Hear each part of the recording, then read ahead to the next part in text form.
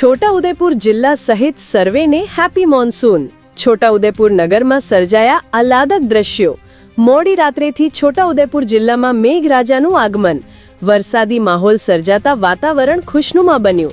આપ જોઈ રહ્યા છો છોટાઉદેપુરની શોભા સમાન કુસુમસાગર તળાવના આહલાદક દ્રશ્યો, જ્યારે સમગ્ર વાતાવરણ ખુશનુમા બન્યું છે।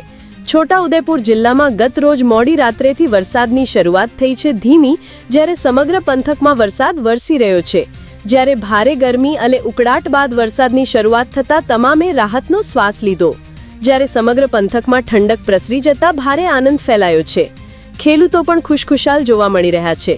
આદિવાસી પંથકમાં ઘણા વિસ્તારોમાં ચોમાસુ ખેતી એકમાત્ર રોજગારીનું માધ્યમ હોય અને વરસાદની તાતી જરૂર હોય તેવા સમયે વરસાદની સુખદ શરૂઆત થઈ છે। જ્યારે આકાશમાંથી સોનું વરસી રહ્યું હોય તેમ ખેડૂતો જણાવી રહ્યા છે। સમગ્ર પંથકમાં વરસાદની શરૂઆત હવે થઈ ચૂકી હોય તેમ લાગી રહ્યું છે, જ્યારે વાતાવરણમાં બદલાવ અને ચોમાસા જેવો માહોલ જોવા મળી રહ્યો છે।